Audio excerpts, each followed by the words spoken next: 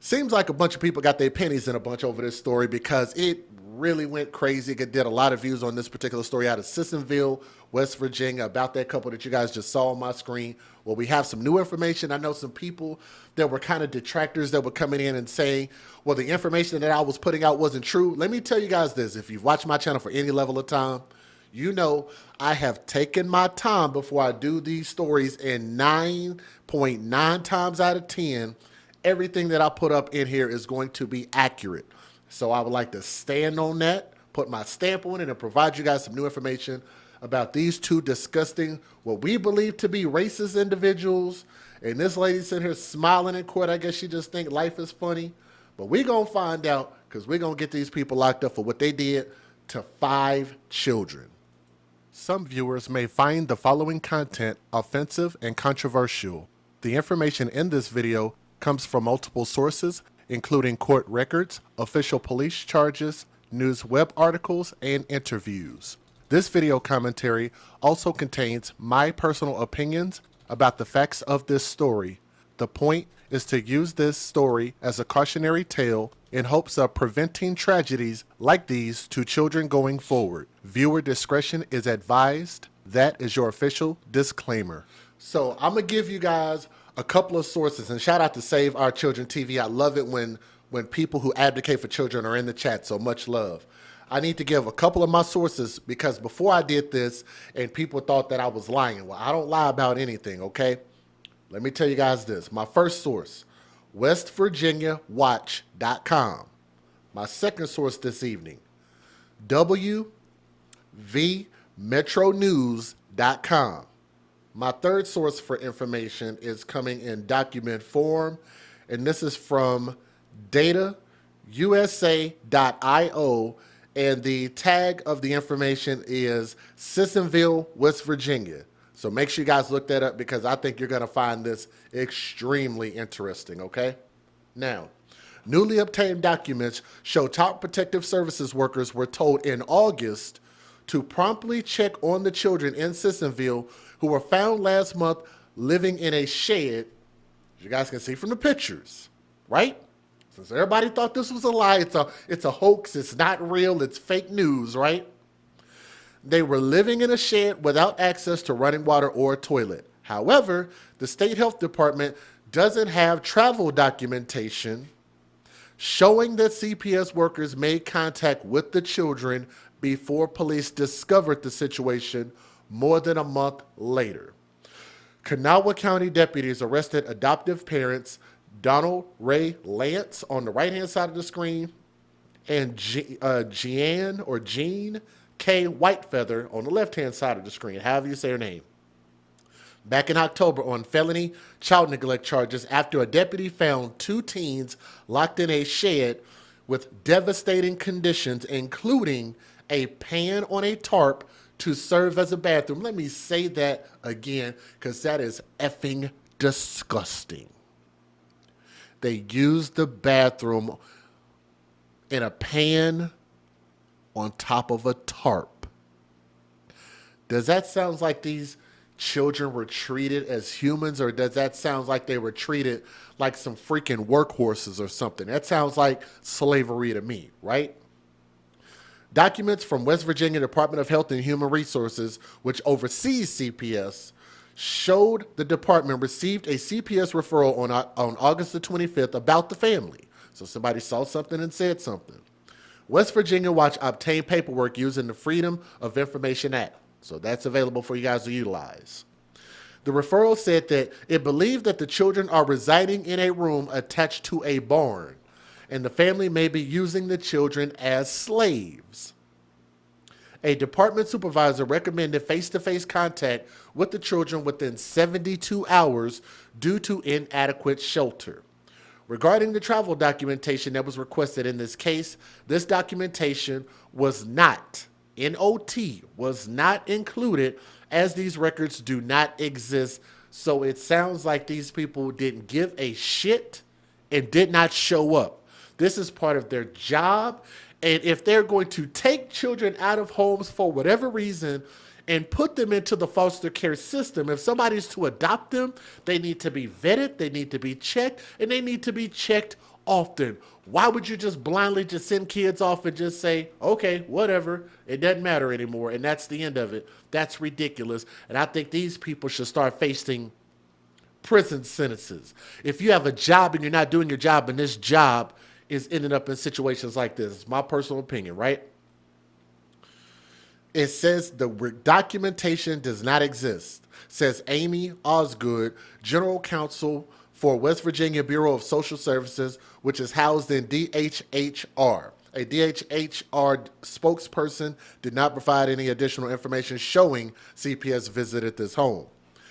Stacy Miller, a neighbor in Sissonville, said that she began calling CPS in May about a family down the road. She saw the kids out in the yard, their heads were down, forced to stand in a straight line, according to her words. I want y'all to think about all the slavery movies y'all have ever seen, and I want y'all to think about what's going on here. This is in 2024, and we got bullcrap like this going on. She witnessed what she called forced manual labor. She never heard back from CPS about her concerns. Other neighbors said the same thing. I'm supposed to do the right thing and call. She saw something, said something. That's what the AFC asked y'all to do, right? See something, say something. That's what she did, right? For a government entity that us as taxpayers fund to not feel like I was listened to at all, that's heartbreaking for me, according to Miller. The Sissonville case, which made national news, put DHHR leaders under increased scrutiny about how they're managing the overwhelmed child welfare system.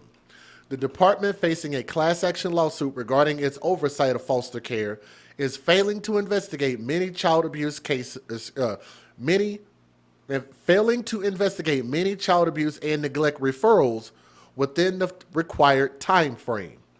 A DHHR spokesperson revealed in an email that CPS workers who make multiple visits per day to see children are not required to track individual addresses. Like, why not? That makes no sense. Okay? Now, I want to address something else, and I just want to bring this up real quick for those who are listening.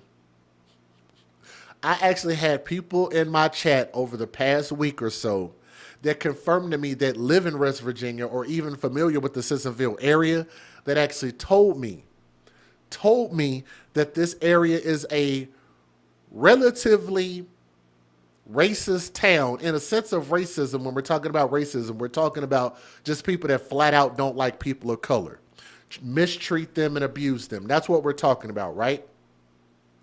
In this case, when you're talking about a system of racism, forced labor and slavery and sexual assault and sexual abuse, that would be considered a system. That actually is a form of racism, right?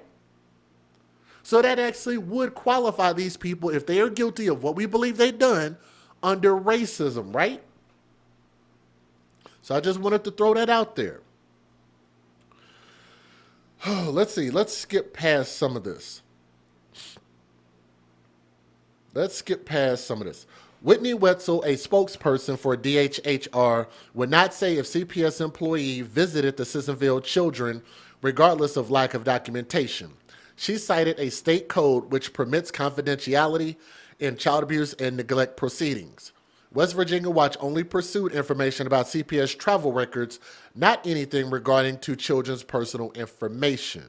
And I think they should be allowed that, right? The referral included the department FOIA response, including multiple employees' names who were involved in the initial assessment of the situation, including an initial assessment worker.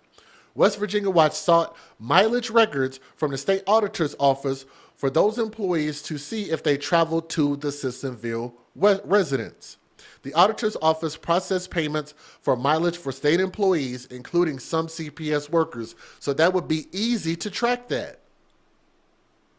Easy to present it, easy to track it. If they went, they're going to get paid for it. I'm pretty sure they're not going to be driving and not want to claim their mileage. So, yeah. The auditor's office processes payments for mileage for state employees, including some CPS workers.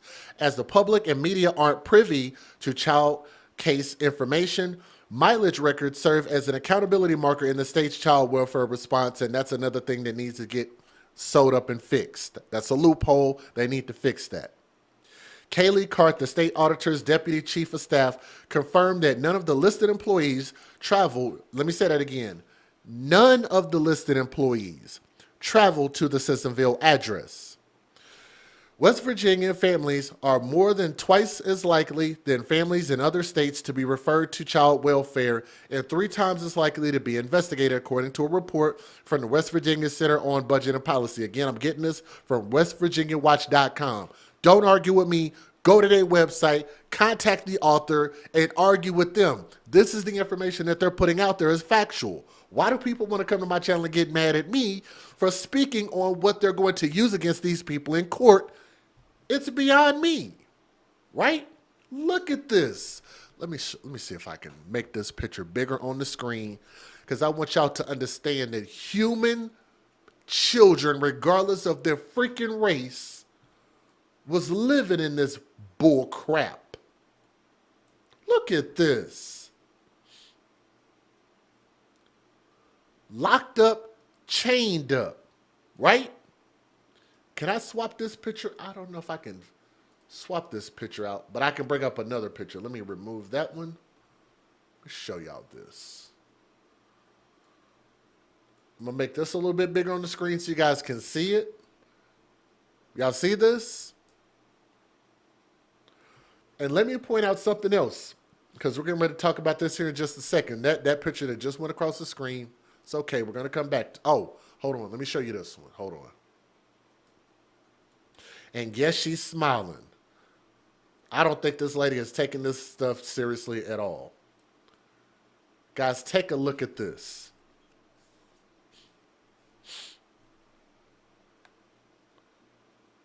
You said your barn for your horses look better than that. Isn't that something? Look at this. Let's go to the next picture, because this is going to be a key piece of information. No pun intended. Actually, pun intended. I didn't mean to say that. I did. I want y'all to look at this, because this is something that they're also going to use in court, because I believe that when the police showed up, they were saying like the people were trying to say that the children didn't have access to get out of this barn. And so Donald Lance and Whitefeather were trying to say that they left the key inside of this locked up barn where the kids could get out whenever they wanted to. So they put this key there, and there was a picture taken after the fact. And they were trying to use this to show, look, there was a key there. They could get out whenever they wanted to. But initially, when they went to investigate, this key was not there. That's a key, pun intended, key piece of information. Everybody catch that? Because we're going to get into that here in just a little bit. CPS has history of not promptly investigating child abuse and neglect. We'll skip that part. They're talking about the cases here. There's a lot of information there. Y'all go to their website and look that up. I'm going to read my document from WMmetronews.com. I'm going to read this one. A Sissonville couple accused of allegedly locking children up in a barn and forcing them to work are back behind bars, and the bond is more than double to what they had already been given, and is now set at $500,000 each. So any money that they did try to turn in, I think one of their children tried to accumulate their bond, posted it, and now that money is being held, which is awesome. That's great, because they need to figure out where these people are getting all this damn money from. I don't know whether it's out of sex trafficking children, slave labor, whatever you want to call it. I think that's great that they're holding on to that money to find out what's really going on. So Donald Ray Lance, 63 years old, Jeanne K. Whitefeather, 62 years old, appear in Kanawha County Court Tuesday, pleading not guilty to over a dozen new charges against them, including human trafficking of a minor, use of a minor child in forced labor, and child neglect, creating substantial risk of serious bodily injury or death. And again, it's already been confirmed that they adopted 5 black children and were abusing these 5 black children based on their race. That's what we have discovered so far as factual, that they were black. Okay? Kanawha County Circuit Judge Mary Claire Akers said that she believes that the couple's previous bond of $200K was not enough. Along with human trafficking and neglect was serious risk of bodily injury or death. I don't find that the bond to be sufficient, according to Akers. Lance and Whitefeather were first arrested last October after a wellness check led to the discovery of 2 of the couple's 5 adopted children. I'm going to say 5 adopted black children were living in deplorable conditions, locked in a shed on a Sissonville property on Cheyenne Lane. The indictment also alleges human rights violations, alleging the adopted children, who were black, look up the document, wvmetronews.com, hashtag not my words. Please hit that thumbs up if you guys are listening right now to support this channel so more people can see this. I want to make sure that y'all hear this. I'm going to read it again. The indictment alleges human rights violations, alleging the adopted children, who were black, were specifically targeted by the couple and forced to work because of their race. Akers said it's an indictment she's never seen under never seen before during her time as a judge. It alleges human trafficking, human rights violations, the use of forced labor, Akers said. Human rights violations specific to the fact that these children were targeted because of their race, and they were used basically as slaves from what the indictment alleges. So the rest of this I can skip. Let's go to my last document. This is datausa.io, the tagline being Sissonville, West Virginia. Make sure you guys look this up. And thank you to whoever it was that emailed me this. I don't have it on record right now, but I would love to give you a shout out, but maybe I don't want to put your information out there. Let me tell you this. In 2022, Sissonville, West Virginia, for those who don't believe this is a race thing, for all of these good people out there, these good old American people out there, America, that thinks that this is all BS. In 2022, Sissonville, West Virginia had a population of 2.68K people with a median age of 47.9, just under 50 years old, which is roughly about their average, and a median household income of $54,000, $55,000 pretty much.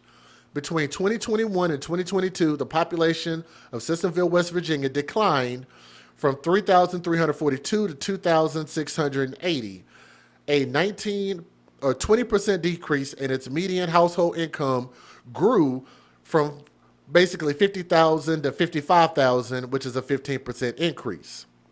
The 5 largest ethnic groups in Sissonville, West Virginia are white or non-Hispanic, 98.1%. White people at 98.1%. Hispanic at 1.6%. Non-Hispanic 0.336%. Hispanic at 0%, and black or African American non-Hispanic at 0%. Okay? None of the households in Sissonville, West Virginia reported speaking a non-English language at home as their primary shared language. This does not include the potential multilingual nature of households, but only the primary self-reported language spoken by all members of the household. 100% of residents in Sissonville, West Virginia are U.S. citizens. In 2022, the median property value of Sissonville, West Virginia was $150,000, and the home ownership rate was 72.6%. Most people in Sissonville, West Virginia drove alone to work, and the average commute time was about 22 minutes. The average car ownership in Sissonville, West Virginia was 1 car per household. Now, I want you guys to understand that is a huge, huge disparity in race in this small area, Okay? Let me give you guys the fair usage, and thank you for those who were just so awesome for emailing me that information because I thought it was real interesting. Federal law allows citizens to reproduce, distribute, or exhibit portions of copyrighted motion pictures, videotapes, or video discs under certain circumstances without the authorization of the copyright holder. This is called fair use and is allowed for purposes of criticism, news reporting, teaching, and parody, which doesn't infringe of copyright under 17 U.S.C. 107. And I almost forgot. I missed a big part of information before I show you guys these news videos. Do me a favor and please click that thumbs up. We want to have one thumb up for everybody watching.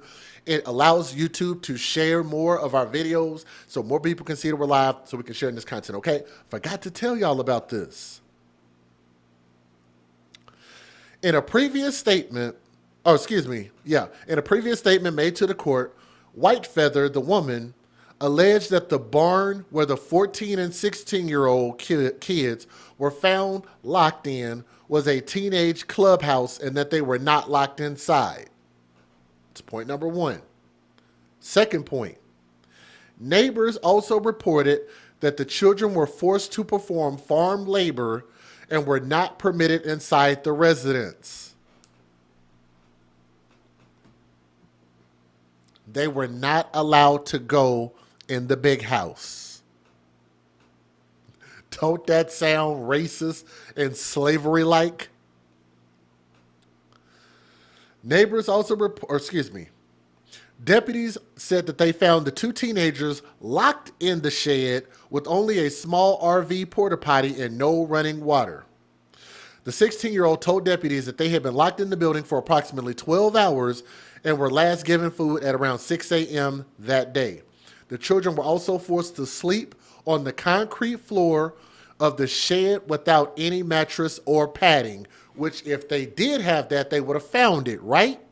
For those who keep saying that my information is incorrect. Court documents stated that the 14-year-old boy had open sores on his bare feet and that the children smelled dirty and had foul body odor. In addition, they said they found the 9-year-old girl inside the main home, inside the big house, for lack of better words. And 3 hours from when the law enforcement first arrived, Lance came home with the 11-year-old boy. Whitefeather came home after about an hour and led deputies to a 6-year-old girl who had been with acquaintances from the couple's church. A trial is set for this couple on September the 9th for those who want to. We're going to do an update. All right, here we go. Let's get it. And now to a WSAZ investigation that we've been telling you about since Tuesday about two children deputies say were found locked inside a barn, like an outbuilding in Kanawha County. And tonight we are learning more about what led to that discovery. And for the first time, we're hearing the 911 call from a neighbor who says they have been repeatedly reporting the problem to CPS. News Channel 3's Kim Rafferty joins us. And Kim, deputies tell us multiple reports have been made. It's a disturbing discovery, deputies say they made Monday night in the Sissonville area of Kanawha County. Deputies say the 911 call came in at about 5:45 Monday evening. WSAZ has obtained that 911 call, and we have chosen to distort the caller's voice to protect their identity. But there is a family that we have been calling CPS on multiple times. He has two kids locked in an outbuilding. They've been in there for days. They're in that with the red door. It's padlocked. Locked with a padlock? Yes, I've seen him open it, say something to the kids, and I watched him lock it back. The kids are locked in there. You can't miss it. It's a red, two double doors. They're red. They're locked in that, in the barn. Deputy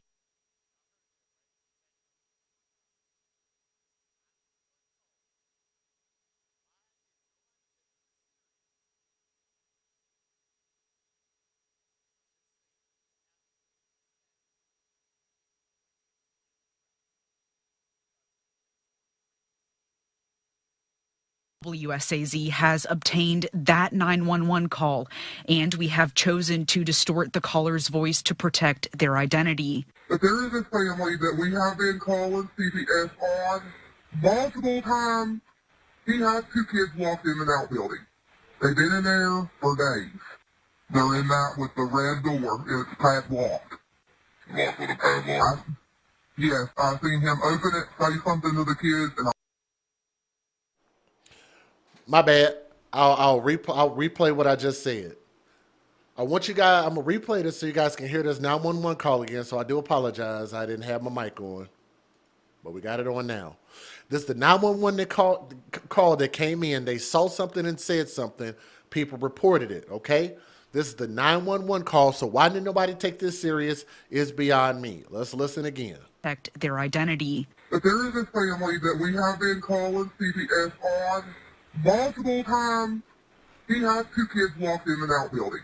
They've been in there for days. They're in that with the red door. It's padlocked. Locked with a padlock? Yes, I've seen him open it, say something to the kids, and I watched him lock it back. The kids are locked in there. You can't miss it. It's a red, 2 double doors. They're red. They're locked in that, in the barn. Deputies say they went to the barn after that 911 call, and that is when they found the 2 teens inside with no access to food, water, a bathroom, bed, and no way out. A couple of hours later, the deputies say these 2 relatives, Donald Lance and Jean Whitefeather, arrived back at the home and were arrested on felony child neglect charges. WSAZ reported that a couple calls were also made on the home at Cheyenne Lane involving abuse of the children that lived there back in May and September. Kanawha County deputies said they investigated those complaints and say the 2 prior ones were unfounded. The 3rd call, however, Donald Lance and Jean Whitefeather were not home, and that is when deputies discovered extreme neglect the children faced. I also spoke with the West Virginia Child Advocacy Network, which works with CPS and law enforcement to investigate allegations of abuse and neglect. So it's often happening in homes, it's happening in neighborhoods, so neighbors need to look out for each other. Kate Flack is the A Sissonville couple accused of human trafficking and forced labor of adopted children, including 2 teenagers who were found locked in a barn in Sissonville. Well, they're back in jail. Now, during their arraignment this afternoon, Judge Mary Claire Akers significantly increased the bonds for Jean Whitefeather and Donald Lance. Anna Saunders joins us live in the studio tonight with the reason. Anna? Dave, Gina, before setting their bonds to $500,000 cash each, Judge Akers said she has never seen an indictment quite like this, and that not only alleges the trafficked black children, adopting them from shelters and foster care, forcing them to work, but that they specifically targeted them because of their race. Jeannie Whitefeather and Donald Lance came in on their own for their arraignments, but left in cuffs after Judge Mary Claire Akers set their bonds at $500,000, more than double what they had already paid. And I don't think I've ever seen an indictment like this in all of my time. It alleges human trafficking, human rights violations, the use of forced labor, human rights violations specific to the fact that these children were targeted because of their race. Y'all heard that, right? Let's go to the next one. Well, the adopted mother of 5 children accused of keeping some of them in a locked shed in Sissonville was back in court today. And we got our first look into the shed where 2 teenagers were found at the beginning of the month. Now, despite attempts from her attorney to reduce Jeannie Whitefeather's bond, it will remain at $200,000. Anna Saunders joins us live in the studio to walk us through what was argued. Anna? That's right. Whitefeather's new attorney, Mark Plants, came to court today with pictures of the shed in Sissonville, calling it a teen clubhouse and hangout. He also brought Whitefeather's brother, who took these photos, and testified there was a key found in the shed a week and a half later that would have allowed the children to get out. These claims, though, not enough for Judge Mary Claire Akers to lessen the bond. In an unusual move for a bond hearing, Jeannie Whitefeather's new defense attorney, Mark Plants, called a witness to the stand, Whitefeather's brother, to make the argument that the case where children were found locked in a barn in Sissonville has been misrepresented. On its face, sounds atrocious. However, there are 2 sides to every story. Whitefeather's brother, Mark Hughes, also from Washington State but recently moved to Chesapeake, Ohio, testified that on the phone, Whitefeather told him there was a key in the shed for the kids to let themselves out. A week and a half after Whitefeather and her husband were arrested, Hughes visited the shed and took these photos of the inside, including this one showing a key on the table. That is the key, exactly how we found it. And when I saw it, I went, holy crap, is that really the key to this door? And how could the police possibly have gone through this and not noticed this key? Y'all hear that, right? Like, he don't even look believable in his eyes. Like, he looked like he's just talking bull crap. Sometimes you can just see it in a person's demeanor. I want y'all to hear this again. This key just, how did they miss this key there? They wouldn't have. A week and a half after Whitefeather and her husband were arrested, Hughes visited the shed and took these photos of the inside, including this one showing a key on the table. That is the key, exactly how we found it. And when I saw it, Matter of fact, if they find out that his punk ass is lying, I think he needs about 5 years in prison for lying, for helping to perpetuate this. What do y'all think about that? And I put up a poll in the chat also. Check out that poll. Do y'all think that he should go to jail for lying if he's lying? As I think he does. 5 years in jail, in prison. Ruin his life. Ruining children's lives. Because this, you got to start taking a stand, man. People who are helping to abuse children, they got to go. They all got to go. They got horrible souls. They're breeding children to have this type of mentality. I think people like him got to go if he's lying, and I believe he is. I went, holy crap, is that really the key to this door? And how could the police possibly have gone through this and not noticed this key 3 feet from the door? Assistant prosecuting attorney Fawn Cushman asking a similar question, pointing out that it had been a week and a half after the arrest had been made that these photos had been taken, alleging there was no proof this key was there the day of the arrest. I don't know how it got there. And you have absolutely no idea the condition that the children were found in when the police arrived, because you weren't there. I was not there at the time, but I've spent an awful lot of time around these children. Hughes testified that the last time he saw the children was at the beginning of September. The children told deputies that being locked in the shed was an everyday thing. A neighbor who called 911 that day said she had witnessed them being locked inside that day and had raised several. Look at what somebody typed in the chat. Somebody said he put the key there and took a picture. He was told where the key was, from my understanding, from what it seems like. Put the key there, took a picture. Oh my gosh, I can't look. There's the key, y'all. Can y'all believe that the police missed this key right there? This is why usually in police situations where they will rope off, tape off an area, lock it up so people can't have access to it, so they can't do stuff like this to manipulate and lie in a court case. This is exactly why. Concerns prior about the children's well-being. The responding deputy recently testified that the conditions inside were repulsive, with a smell that made her eyes water. You know what? Somebody in the chat said the lock was on the outside of the door, which I believe it probably was too. And if that's the case, then that makes this an open and shut case, no pun intended. Because if it was on the outside, what good does having a key? And I hope that they use that in court to make that man look stupid. If the lock is on the outside, then what difference does it make having a key on the inside? I hope they make him look stupid. And I hope he gets jail time too, dumbass. If there was a key on the desk that allowed her to enter and exit the shed, then why were the police outside for 2 hours and had to force entry? Plants responded by arguing the possibility that children's statements to police were not credible and that they could have gotten out the whole time. There's a key inside, and the 14 and 16 want their teenage clubhouse to go down there and play around. And a jury will make that decision. Thank you. Judge Mary. I agree. You said tampering with physical evidence / failure to report a crime, lock the brother up too. How many of y'all agree with that? People in the chat said, do you believe, and I asked the poll and I said, do you believe that these people are racist slavers? And we had 98% of people who said, yes, they believe that they are, and 2% who said no. I'm just curious in the chat, because y'all probably not going to type it, but I'm just curious, who believes that these people are not racist slavers? I'm just saying. Step out of your feelings for a moment. I'm just curious. Who believes that they're not? Mary Claire Akers, however, siding with the state, arguing that So that would have to mean that that some people in the chat believe that these people really are using this place as a teenage clubhouse that they couldn't escape from. Whitefeather, who moved here, I want y'all to think about this. What if somebody did that to y'all children and had them in what they call a quote-unquote teenage clubhouse?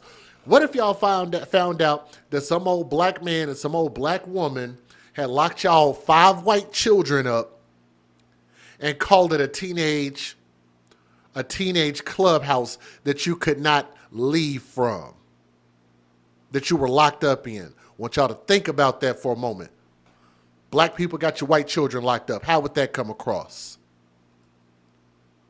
about a year ago from Washington State, was a flight risk, and if she owned a house valued at $375,000 with plans to move to Beckley, finances should not be a concern. $200,000 cash is necessary. I understand what you're saying about. It's been more than 4 months since 2 children were found in a barn in Sissonville without access. Months after 2 children were found locked inside a closed-off area of a barn in Sissonville, and the children's adopted parents, Donald Lance and Jean Whitefeather, were charged with felony gross child neglect. Federal Magistrate Judge Cheryl Eifert has ordered Child Protective Services to provide information about the situation in ongoing class action litigation against the state of West Virginia. Eifert's order, filed Monday, grants the plaintiff's request for production of documents from Child Protective Services requested in November. Those documents include, quote, all documents and communications regarding the adoptive children of Donald Ray Lance and Jean K. Whitefeather discovered in Sissonville, West Virginia, including any documents and communications regarding any investigation into allegations of abuse and neglect. In January, the state objected to that request, calling those documents, quote, not relevant to the subject matters, since the Sissonville kids were not part of the class action litigation, going on to describe the request as overbroad, unduly burdensome, and not proportional to the need of the case because it, quote, would require defendants to spend dozens of staff and or contractor hours to search servers, emails, and paper files to locate all documents and communications. Skip through a little bit of this. Washington State and in Sissonville, where human trafficking occurred. But what happened today is Kanawha County Chief Circuit Court Judge Mary Claire Akers signed a protective order for that money, meaning it must stay with the sheriff's office until the courts decide if it will be seized or not. We're not trying to forfeit the money without due process. We just want to protect it and preserve it until we've had a chance to litigate the claim. A 16-count indictment was recently returned against Lance and Whitefeather, going far beyond their initial charge of child neglect. Investigators now say the couple sought out and adopted 5 black children from a shelter, targeting them for their race to do forced labor. The complaint said Lance and Whitefeather first had them at this 80-acre ranch in Washington State and then moved to the Sissonville home. This is where deputies, while doing a welfare check last fall, found 2 teenagers locked in a barn in what investigators called deplorable conditions. After they were arrested, the 2 sold the Washington home for about $700,000 and the Sissonville home for about $300,000. Prosecutors believe they used that money for bond. How many of you people believe that this was actually a clubhouse rather than a prison? A slave prison. Y'all believe this is a clubhouse? I posted a poll in the chat so y'all can see it. Click that poll. Either yes, you believe it's a clubhouse, or no, you don't. Let me know what you think. Just be honest. Don't troll. Don't be funny. Just really post what you believe. Truly, truly, just post what you believe. I'm just curious what you think. And the state's position is that these assets were used to maintain and harbor minors in violation of the human trafficking statute. Our position is that's not true, and we look forward to court in which we can prove otherwise. So for now, the money is supposed to remain untouched until the court proceedings play out. Whitefeather's defense attorney Mark Plants and Kanawha County Assistant Prosecutor Chris Kavaniak both said seeking forfeiture for human trafficking, though common in federal court, will be uncharted waters for. Again, I want you guys to remember, put your own children.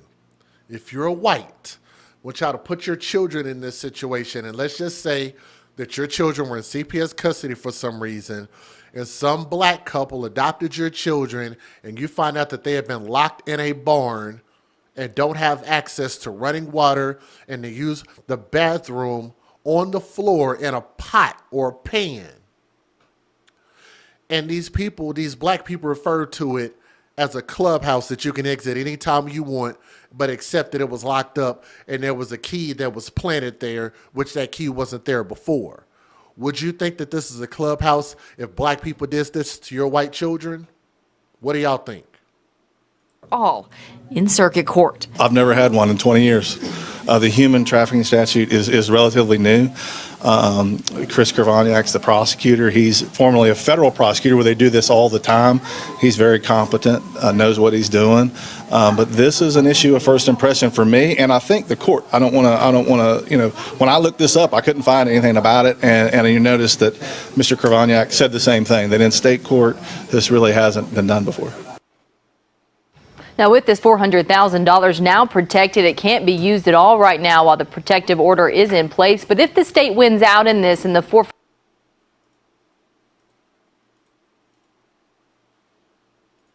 since her arrest. Kanawha County's assistant prosecuting attorney, Deborah Rusnak, spoke about the testimony involving Whitefeather's case. You heard the testimony today. What these children were going through is frankly horrifying and despicable. There's no other way to describe it. On the stand, the deputy that responded to the call on October 2nd described the shed where she found two children locked inside at Whitefeather's preliminary hearing. And one of them replied, "Ma'am, I'm unable to open the door from the inside." Deputy H.K. Burdett describes what she says it looked like inside the shed. I was repulsed, for the lack of a better term. As soon as the door was open, the heat from inside hit us. The smell it made my eyes water. Burdett says in her testimony that the oldest child told her she lived in the shed. There was a table and one chair, no running water, no circulating air, no beds. The toilet for the children looked like a hospital pan or like a camping toilet. Burdett said she found 6 to 7 deep freezers of food in a section of the barn that could not be accessed, and she spotted a third child in dangerous conditions in the window of the home. I don't believe there was any circulating air in the house either. It was a very nice house.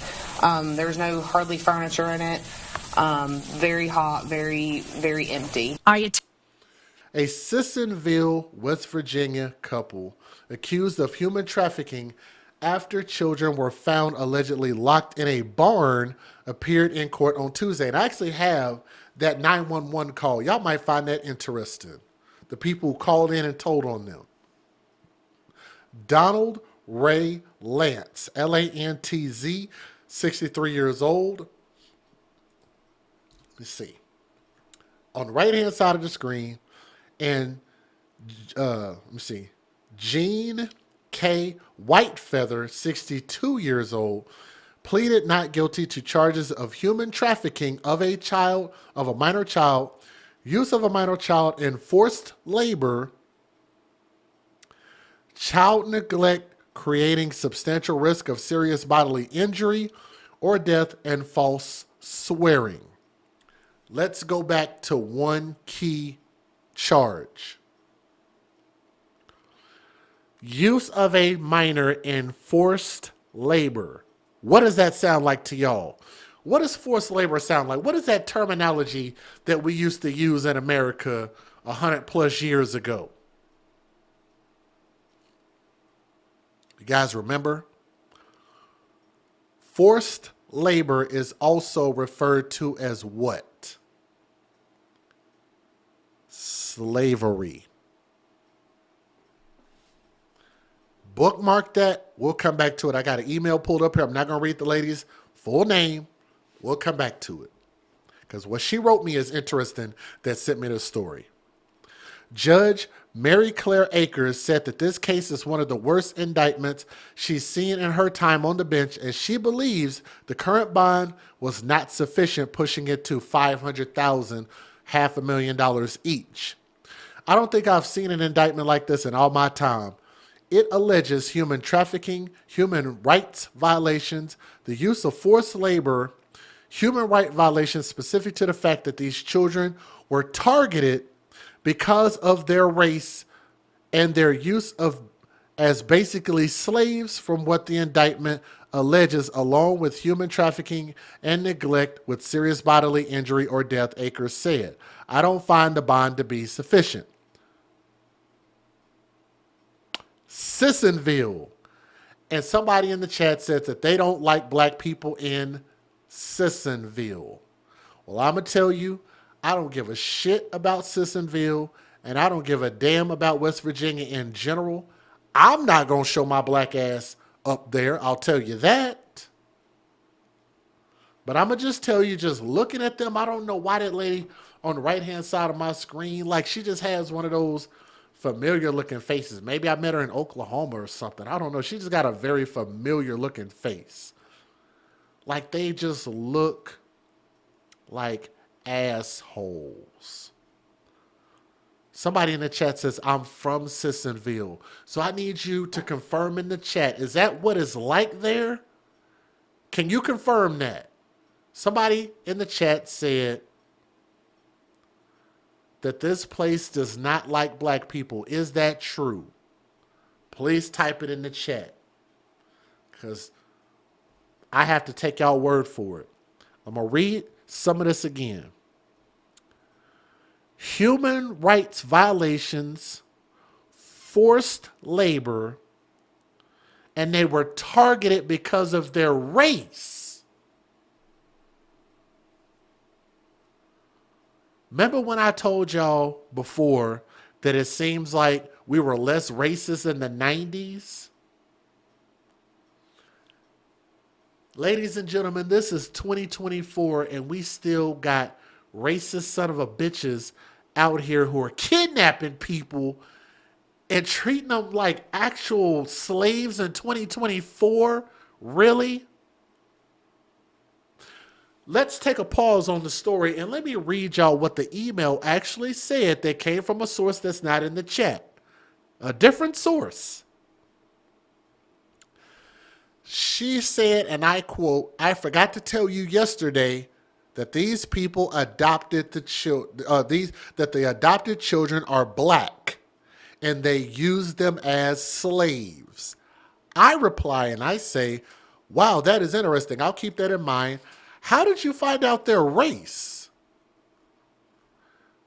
They wrote back and said, they only mentioned a 16-year-old girl and a 14-year-old boy so far. I live less than 5 miles away from Sissonville. It's a city here in West Virginia where blacks are not welcome.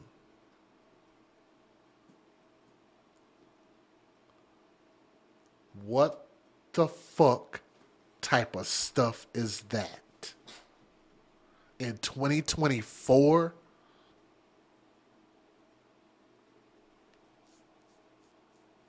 That's completely insane. That's the best way to summarize this. Blacks are not welcome in 2024. Can y'all believe that? Her last name is a Native American surname. Isn't that something? Whitefeather. My mother's side of the family is Native American. That is interesting. West Virginia, where blacks aren't welcome. Sissonville. They have their own grades. So blacks have their own grade school, middle school, and high school. And more information becomes available. I will send it to you. Not sure if I mentioned this before or not. The judge found out that they adopted the black kids to make them their slaves. Pause right goddamn there. Pause. When you say some suspect stuff, what do we say? Pause. That's suspect. So pause right there. And I want y'all to catch what they just said. The judge found out that they adopted the black kids to make them their slaves. What is the predicate term? The Predicate term, adopted. How were they able to adopt kids? That means that these kids have either been taken or have been given up by the parents, biological mother, biological father, for whatever freaking reason. That means that there was a failure of the black biological mother and black biological father who clearly didn't have a plan and made these kids, weren't able to take care of them, or got their kids took from being so messed up that they ended up in the system and lost the kids. And even on top of that, that means that no family members of these black kids came to adopt them. That means nobody else gave a shit about these kids. And then they were taken advantage of by these people because these children were available. Now do we see the bigger picture? That means that these children should have never been in a position to be taken. Yes?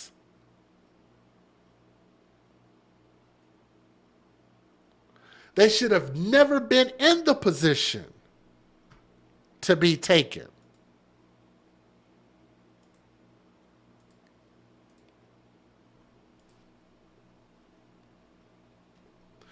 On top of that, these people saw an opportunity, took advantage of it, and I think that these people should never see the light of day ever again. But that's not completely the end of it. This lady also said they had them doing hard labor before a concerned neighbor notified CPS and the police.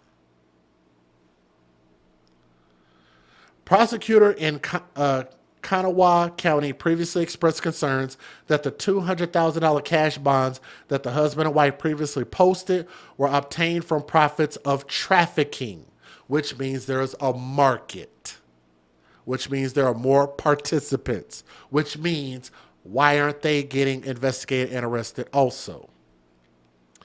In recent court filings in the case, Kanawha County Assistant Prosecuting Attorney Christopher something, God, I'm not going to try to pronounce that, called the cash posted to secure the couple's release in February contraband directly or indirectly used or intended for use to facilitate a violation of human trafficking laws. He went on to say that the money constitutes or was derived from gross profits or other proceeds obtained by breaking the law. Following their arrest last fall, the couple requested a court-appointed attorneys and indicated in an affidavit that they have no income, assets, expenses, or dependents. Whitefeather later hired Mark Plants to represent her. On February 2nd, the county assistant prosecuting attorney said that the couple sold an 80-acre ranch in Tonasket, Washington for $725,000. Good Lord. 3 days later, Marcus Hughes, Whitefeather's brother, posted two bonds of $200,000 to secure their release from the South Central Regional Jail. I think y'all need to investigate him too. On March 28th, the county assistant prosecuting attorney, because I cannot pronounce his last name, said that the couple sold the Sissonville home on Cheyenne Lane, where they were arrested while living with their 5 children, for $295,000. The attorney believes the money, which remains in the custody of the Kanawha County Circuit Court's clerk office, is owned by the couple and should be transferred into a trust for the children. And I agree with that. Prosecutors contend that even if the $400,000 total came from a legitimate source, based on the totality of the circumstances in this case, the money was intended to be used for human trafficking and forced labor. Whitefeather and Lance were arrested after a child welfare call by a neighbor claimed 2 teenagers were being locked in a shed at the couple's Sissonville home. Whitefeather previously alleged that the barn was a teenage clubhouse and that the children were not locked inside. Neighbors also reported that the children were forced to perform farm labor and were not permitted inside the residence. Man, if that ain't 100, 200, 300, 400 years backwards, I don't know what is. Deputies said that they found a 14-year-old and a 16-year-old locked in an outbuilding equipped with only a small RV porta potty but no running water. The 16-year-old girl told law enforcement that they were last given food around 6 a.m. that day and had been confined in the locked outbuilding for 12 hours. The children told deputies that Whitefeather and Lance forced the two teens to sleep in the locked outbuilding on the concrete floor without any mattress or other padding. Deputies also noted that the two teens wore dirty clothes and smelled of body odor. The 16-year-old girl had shoes, while the 14-year-old boy had open sores on his bare feet. Can y'all believe we're talking about something going on in 2024?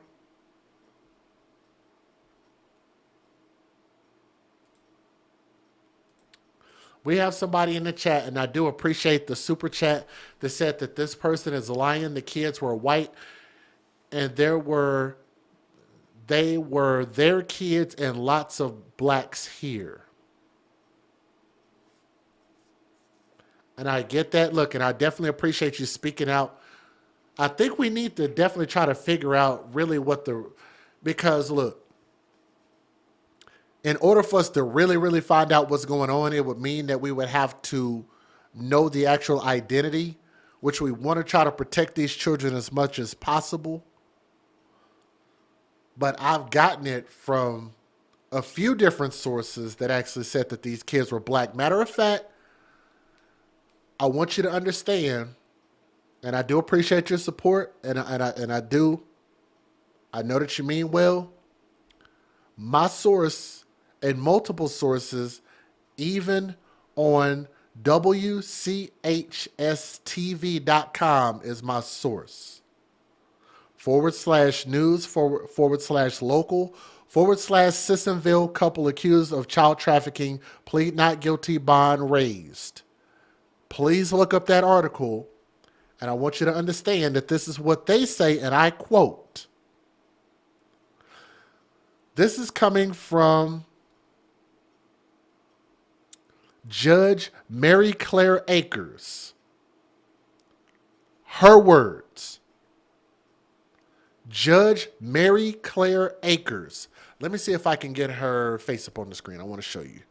Judge Mary Claire Akers. Wow, that came up real quick. All right, let's check this out. Let's do this together. We can do a little investigative journalism. These are your elected officials. Look them up. If there is a way to contact them during business hours, there is contact information for Honorable Judge Mary Claire Akers, State of West Virginia, 13th Judicial Circuit Court, Division 7. Located in Kanawha County Judicial Building, address 111 Court Street, number 425, Charleston, West Virginia, 25301.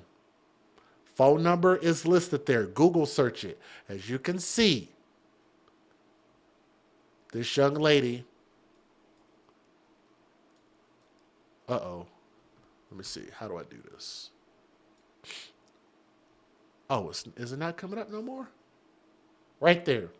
As y'all can see, she's white. Okay? She's a white lady. Her words. So hear me out.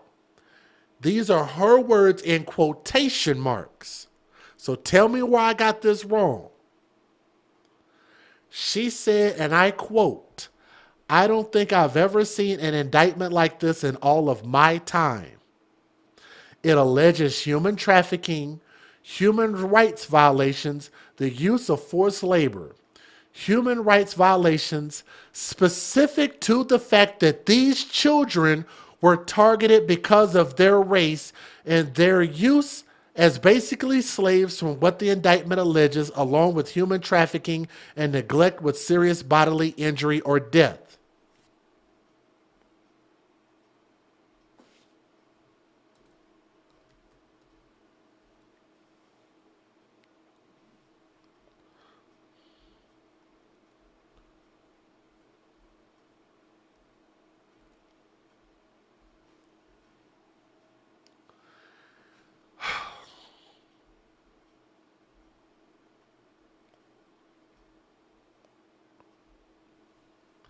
These are her words.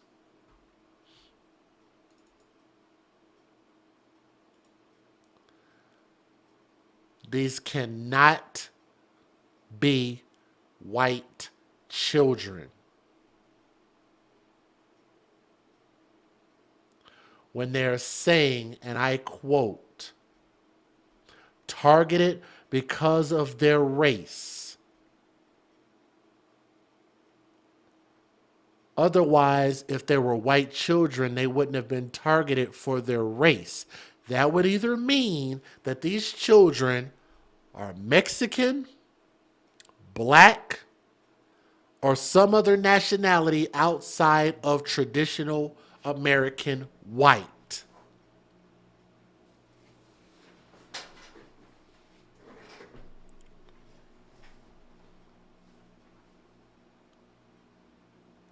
Slaves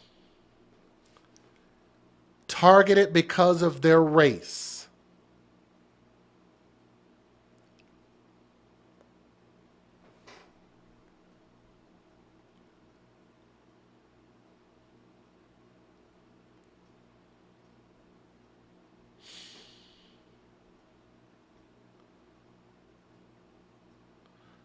"14 and 16 years old," and even in the email, before I even pulled up the story, before I even gave my source away, they told me the age of the children and told me their race. That looks to me like a 90% likelihood, 10% that there's a chance for error, but that's looking like 90% that that's accurate.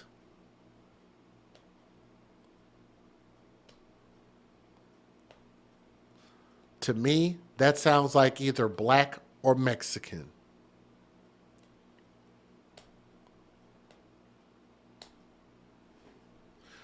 Let me see if there's any more I can read from this.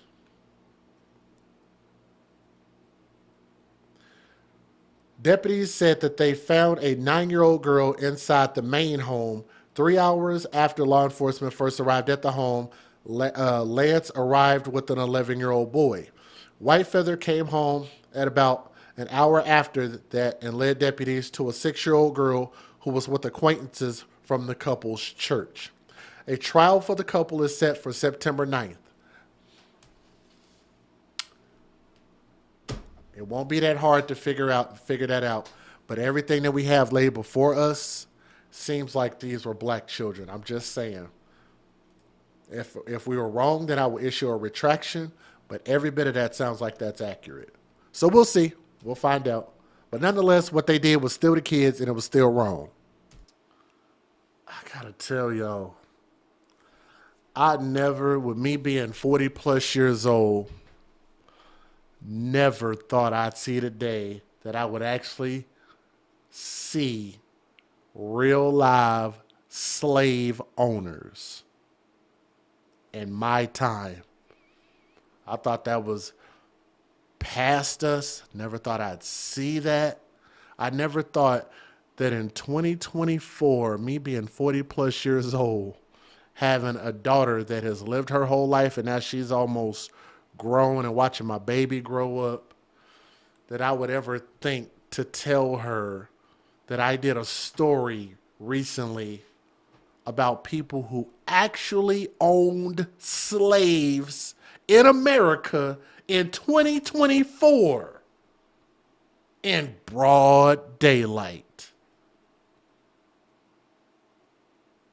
Man, they got money, they got power, and they clearly had enough money. 200,000, oh, that's nothing. And they got they relatives or whoever it was to bail them out of jail. And then so the judge was like, no. We need to raise that on up, which I agree with. And raise their bail even higher, which is they probably should have gave them a multi-million dollars of bail. Get them to give up all their money, because why was they trying to get out? Probably to do some more fuck shit, more than likely. I just never thought I'd live to see a day like that. And look, and I'm going to tell you, this don't make me hate white people at all. It's just you have to recognize when you just have stupid ass people. Stupid is the stupid thugs. Hashtag hoodbillies. These people like this. You just have to cast people like this out of society, period. Get rid of the bad apples and just hope that your crop can survive, right? Get rid of the bad apples. These are bad apples. They should never be allowed in our society ever again. And matter of fact, I think every family member that's tied to them, whether it be biological children of theirs, cousins of theirs, they all need to be federally investigated. Because $400,000, $500,000, $1 million, $250,000, $750,000 worth of property, that should be federally investigated at that point. That's big time money. That's big time business. So if there's more that comes of this, we'll probably be doing an update on this story. This is easily one of the more intriguing stories I have ever seen. Keep those children in your prayers, and any other children that were tied to this, keep them in your big time prayers, okay? Thank you guys so much for listening to the AFC. I'm glad we were able to at least get some additional information out there so we can dissect this and find out what's really going on. From my heart to yours, where are their biological parents at? Let's not forget about that, because these kids shouldn't even been in a position to be adopted. We'll come back to that. And again, let me close out with this. I want y'all to remember, even though I do believe that some people are trolling, but maybe some people were being real with their opinion. This teenage clubhouse, they weren't even allowed to go in the main house. Think about that. And I hope that we truly get justice for these children, these 5 black children, these children, regardless of whatever their race is. I think that these children were sexually assaulted, sexually abused, sexually used. I think, not only for manual labor, I think that was just kind of the additional portion of it.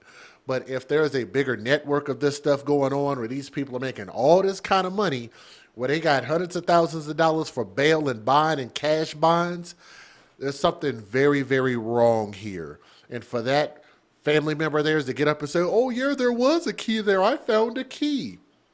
I think that man deserves prison time. Now, will he actually get it? Will we actually get justice here? I want you guys to let me know what you think in the comment section. If any more developments come, they have a court date, I believe, in the first week of September or the second week of September. We will do an update. We'll let you know what else we'll find out, and then we'll just go from there. But we hope and pray for those children. I would love to just hear their story. Let's get the transcript from the children. You ain't necessarily got to show their face, but I would love to see the transcript of what they described that they saw. So we will absolutely be following up on this case. Make sure you guys like, share, subscribe to AFC Podcast. We'll be doing another update on this very, very soon. And get to the bottom, because we ain't about to let nobody abuse our children anymore in the United States of America. We have got to see something and say something, report it, and let's get some action against people like this.